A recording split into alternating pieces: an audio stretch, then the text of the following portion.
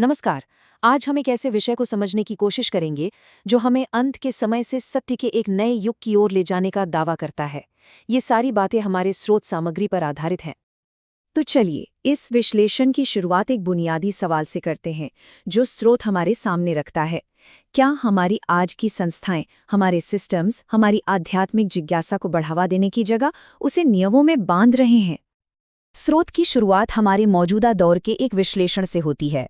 तर्क ये है कि मानवता आज एक बहुत ही अहम मोड़ पर खड़ी है, और ये मोड़ सिर्फ राजनीतिक या सामाजिक नहीं बल्कि एक आध्यात्मिक चौराहा है। इस लेख के अनुसार दुनिया भर में जो हमें चुनौतियां दिख रही हैं वो सिर्फ राजनीति की वजह से नहीं है, बल्कि उनकी जड़ें आध्यात्मिक हैं। मतलब जो उथल-पुथल हम बाहर देख रहे हैं वो असल में हमारे अंदर के आध्यात्मिक खालीपन को दर्शाती है। इस नज़रिए को समझने के लिए हमें सबसे पहले कलयुग को समझना होगा। लेखक के अनुसार ये नैतिक और आध्यात्मिक पतन का दौर है, और हम अभी इसी दौर में जी रहे हैं। अब हम स्रोत के उस मुख्य तर्क पर आते हैं जहां धर्मों को आत्मा के लिए एक स्कूल की तरह देखा गया है। यहाँ एक बहुत ही दिलचस्प रूपक पेश किया गया है। धर्मों को शिक्षा के अलग अलग पड़ावों की तरह देखा जा रहा है। यहूदी और ईसाई धर्म को हाई स्कूल की तरह बताया गया है, जो एक नैतिक नींव रखते हैं।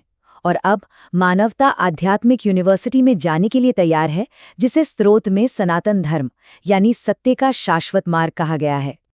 यहाँ ये समझना जरूरी है कि इसे एक धर्म की जगह दूसरे धर्म को लाना नहीं बताया गया है, बल्कि इसे आध्यात्मिक समझ के विकास की तरह पेश किया गया है, मानो ये एक आध्यात्मिक यात्रा का अगला पड़ाव हो। इसके बाद लेखक अलग अलग परंपराओं की अवधारणाओं को एक साथ लाकर एक एकीकृत भविष्यवाणी को समझाने की कोशिश करता है।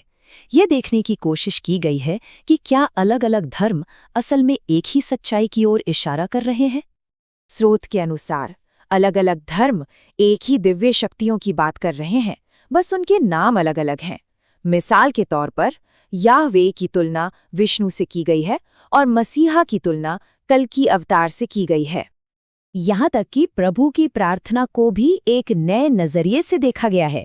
तर्क ये है कि ये प्रार्थना एक नए ब्रह्मांडीय युग की शुरुआत से पूरी तरह मेल खाती है।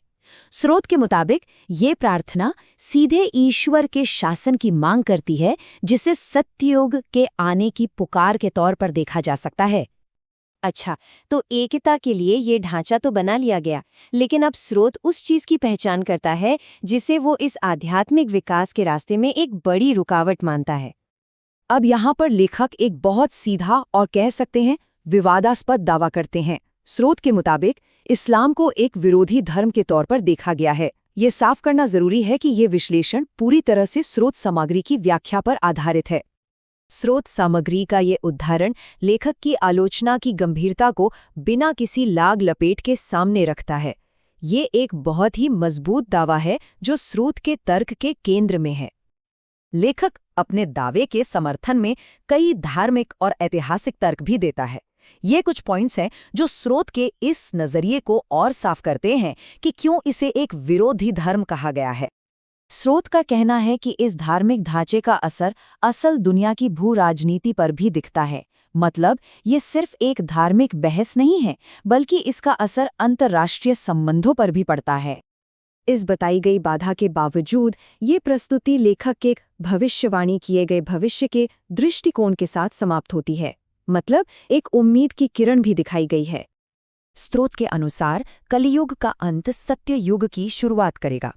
यह एक ऐसे समय की भविष्यवाणी है जब मानवता आध्यात्मिक रूप से बहुत ज्यादा विकसित होगी। हालांकि स्रोत के अनुसार ये बदलाव शायद शांति से न हो, जैसे महाभारत में हुआ था। अच्छाई और बुराई के बीच एक अंतिम टकराव जरूरी हो सकता है।